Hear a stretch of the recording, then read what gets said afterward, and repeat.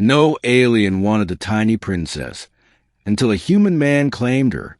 In the grand hall of the Zalorian palace, the auction had begun.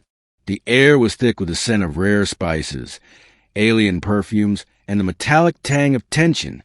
Dozens of alien nobles sat in their jeweled chairs, eyes glowing in colors that betrayed their emotions. Red for greed, green for curiosity, and blue for disgust.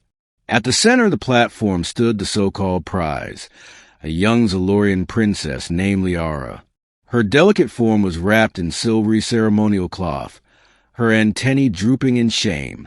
She was small for her kind, barely reaching the waist of most Zalorian adults. And unlike her sisters, she was considered flawed, too tiny, too weak, unfit for political marriage. The king had made his decision. Better to give her away than let her be a burden to the throne. She would be bonded to whoever saw value in her, even if that value was as low as a servant's worth. The herald called out, voice booming, "Who will take the Princess Liara?" Silence. One noble shifted uncomfortably. Another smirked, whispering something cruel to his companion. A third, an insectoid general, snorted. She'd break under strong wind. Liara kept her eyes fixed on the marble floor. She had promised herself she wouldn't cry. Crying would only make them laugh more. The herald tried again.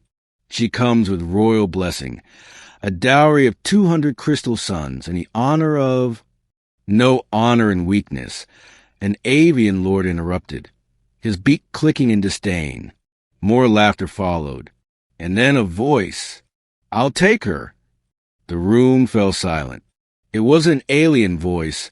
It was deeper, rougher, carrying that strange Terran accent the galaxy hadn't quite grown used to. All eyes turned toward the back of the hall.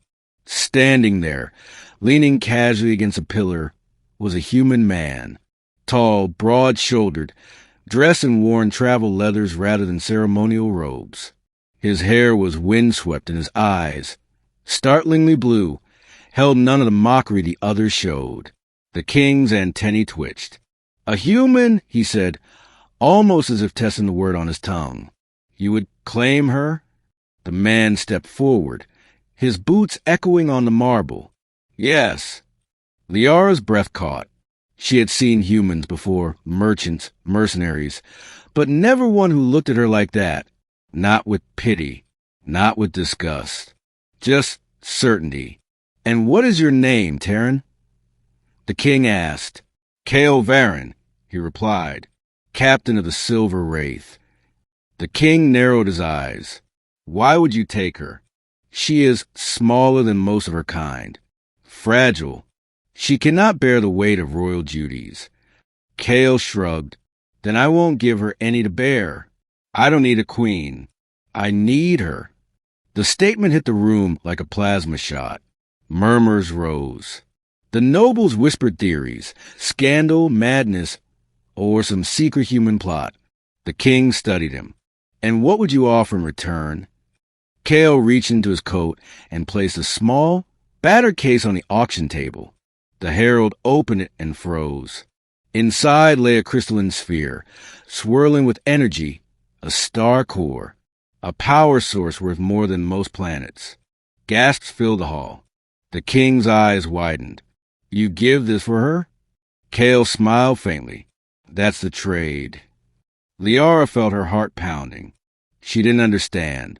Why would a man she had never met offer her such a treasure for someone no one else wanted? The king waved his hand. "Very well. She is yours, human." The moment the words were spoken, Kale stepped onto the platform. His presence was like a wall against the whispers and stares. He reached out his hand to her, not to grab, not to drag, but to offer. She hesitated, looking up at him. "Why?" she whispered. Kale leaned down so only she could hear. "Because I know what it's like to be thrown away." Her throat tightened. Slowly, she placed her small hand in his, and he closed around it with surprising gentleness. The hall watched in silence as he led her away. Outside the palace, The air was crisp with the scent of rain. Kale walked beside her, not rushing, letting her match his pace. "You don't even know me," she said quietly. He gave a half-smile. "Not yet, but I know enough. Enough to trade a star core. Enough to know you're worth more than one." She looked away, heat rising in her cheeks.